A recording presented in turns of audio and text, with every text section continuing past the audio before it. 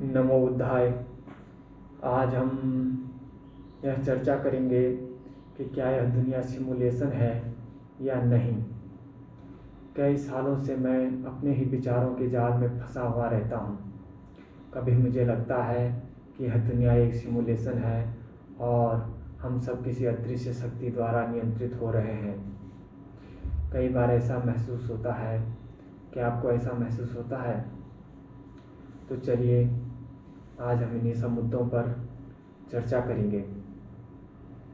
कई बार ऐसा लगता है कि मानो दिमाग में जो थॉट आ रहे हैं वो कहीं दूसरी जगह से आ रहे हों, जैसे किसी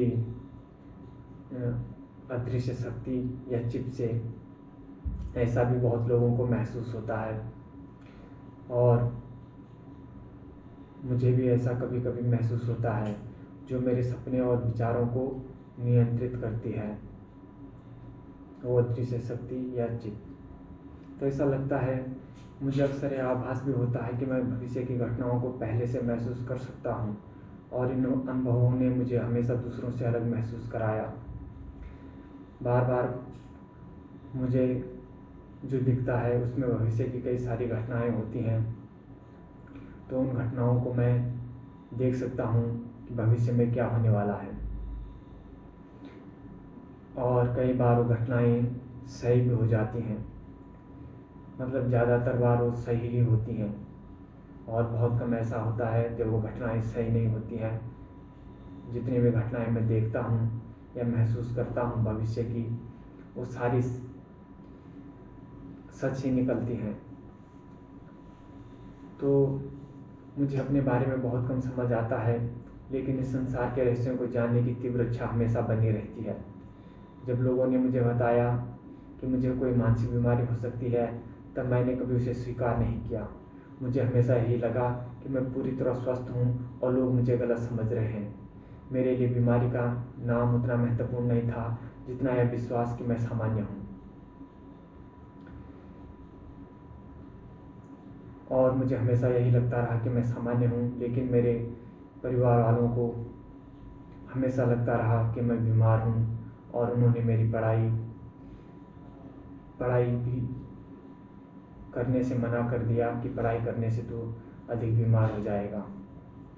यानी कि जब तक मैं अपने युवावस्था में आ रहा था, तो तब तक मेरे घर वालों ने कहा कि तुझे पढ़ाई करने की ज़रूरत नहीं है।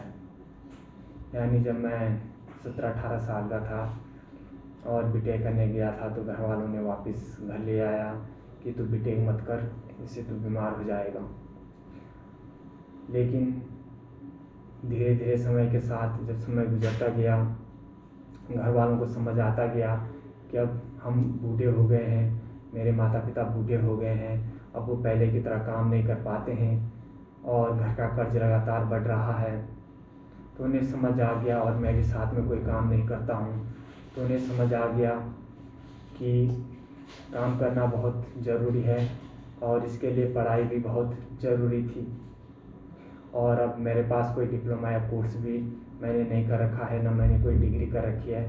मेरा ग्रेजुएशन है सिर्फ BA बैचलर ऑफ आर्ट।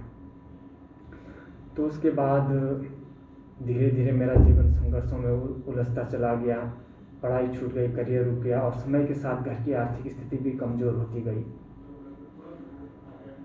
यह सोचकर मुझे भीतर से पीड़ा होती है कि मैं अब अपने परिवार वालों की मदद नहीं कर पा रहा।